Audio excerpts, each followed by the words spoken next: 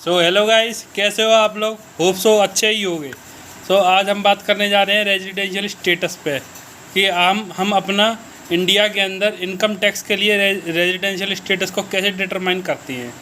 इसको हम डिटरमाइन करते हैं as per section 6 subsection 1 of income tax 1961 के अकॉर्डिंग, जो कहता है कि आपको इंडिया में 182 डेज़ और मोर ड्यूरिंग द फाइनेंशियल ईयर आपको इंडिया में होना चाहिए।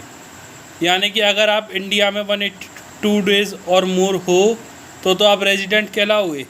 अगर आप लेस देन 182 डेज़ हो तो आपको नॉन रेजिडेंट कहा जाएगा। ये रेजिडेंट और नॉन रेजिडेंट क्यों ज़रूरी है? ये इसलिए ज़रूरी है क्योंकि इनकम टैक्स में टैक्स उसी हिसाब से लगता है। अगर आप नॉन रेजिडेंट हो तो आपको खाली जो इंडिया से इनकम अर्न कर रहे हो खाली उसी इनकम पर टैक्स लगेगा, जबकि अगर आप रेजिडेंट हो तो आपकी ग्लोबल इनकम पर टैक्स लग जाएगा, चाहे आपने इंडिया में अर्न की हो या आपने आउटसाइड द इंडिया अर्न की हो।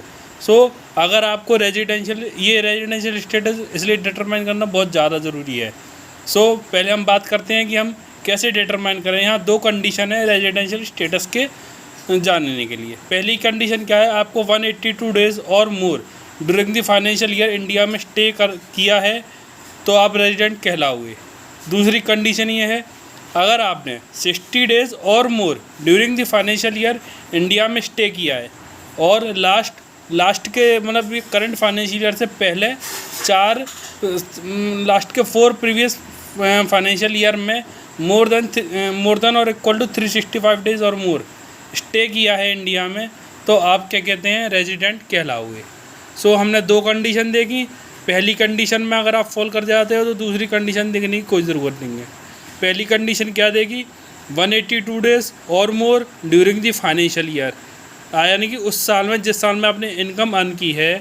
जैसे कि मैं बात करूं, अभी चल रहा है 21-22 चल रहा है ड्यूरिंग द फाइनेंशियल ईयर। 1 अप्रैल 2021 से 31 मार्च 2022 चल रहा है।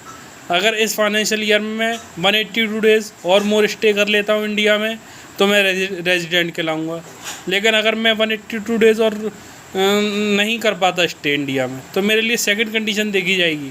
अगर मैं करंट फाइनेंशियल ईयर में 60 डेज़ और मोर स्टे करता हूँ, यानी कि 182 डेज़ से लेस देन 182 डेज़, और अगर मैं क्या कहते हैं लास्ट के प्रीवियस 4 फाइनेंशियल ईयर में मोर देन और इक्वल टू 365 डेज़ और मोर स्टे कर चुका हूँ तो मेरे को रेजिडेंट कहा जाएगा।